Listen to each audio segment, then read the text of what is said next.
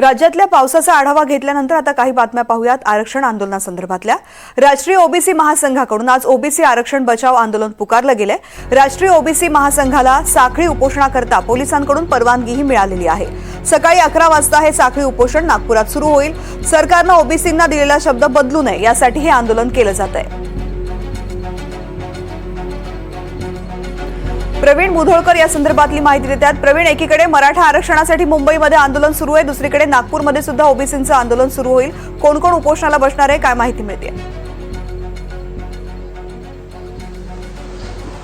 नागपूरच्या संविधान चौकामध्ये 11 वाजता हे साखळी उपोषण जे आहे ही सुरुवात होणार आहे आणि बबनराव तायवाडे यांच्यासोबत इतर जे ओबीसी कार्यकर्ते आहे ते या उपोषणामध्ये साखळी उपोषणामध्ये सहभागी होणार आहे। विदर्भाच्या इतरही जिल्ह्यांमध्ये 11 जिल्ह्यांमध्ये हे आंदोलन असंच केलं जाणार आहे आणि पुढील 8-10 दिवस हे असं साखळी आंदोलन केलं जाईल आणि नंतर आमरण उपोषणासंदर्भामध्ये विचार केला जाईल असं राष्ट्रीय ओबीसी महासंघाचं म्हणणं आहे।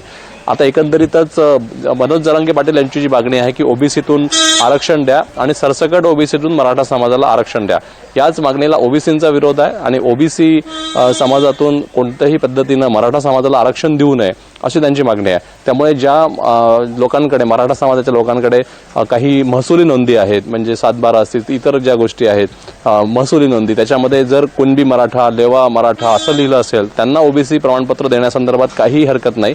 त्या संदर्भामध्ये हालचाली गेल्या काही महिन्यापूर्वी सुरू झाल्या, प्रमाणपत्र देणंही सुरू झालं आहे। पण सरसकट ओबीसीचं प्रमाणपत्र कोणत्याही मराठा समाजाच्या माणसाला आरक्षण देऊ नये असं बबनराव तायवाडेंचं म्हणणं आहे। त्यामुळे बबनराव तायवाडे यांच्यासोबत सर्वपक्षीय जे ओबीसी नेते आहेत ते सुद्धा सहभागी होतील।